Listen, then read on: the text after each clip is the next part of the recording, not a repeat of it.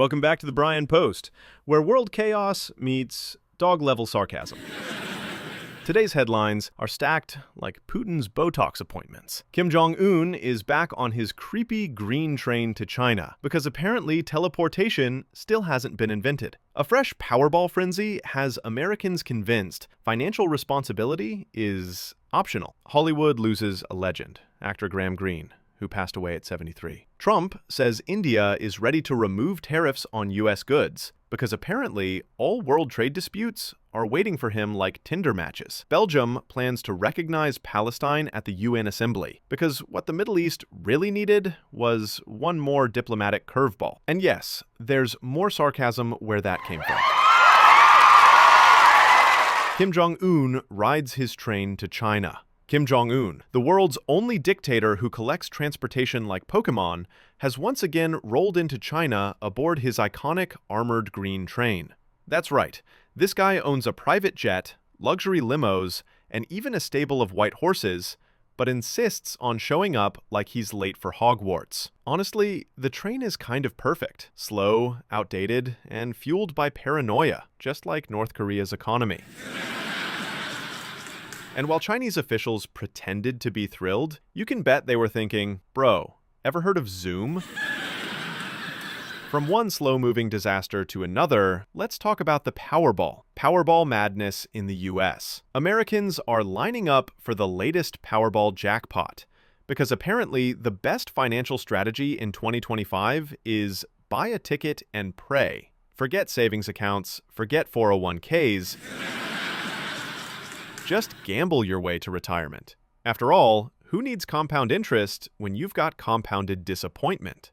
And if you do win, don't worry. The government will be right there to make sure you keep about as much as you'd get from a Walmart shift.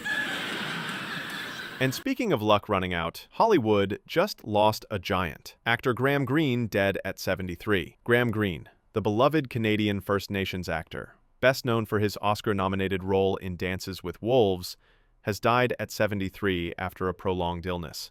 Greene's work wasn't just acting, it was representation. He brought Indigenous stories into mainstream Hollywood, and for that, his legacy is larger than any award. And unlike certain politicians, he'll be remembered for what he contributed, not what he ruined.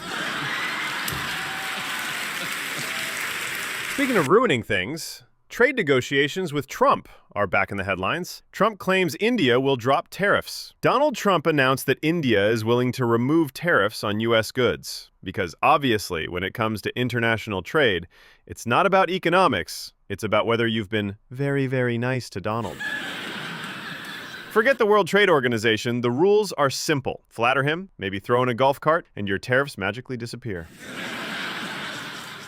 Meanwhile, Belgium has decided to stir up the world's spiciest political soup. Belgium to recognize Palestine at UN Assembly. Belgium has announced its intention to officially recognize Palestine at the upcoming UN Assembly in September.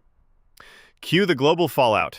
Israel is furious, the US is uncomfortable, and the rest of Europe is just sitting there whispering, "We said we'd bring snacks, not drama."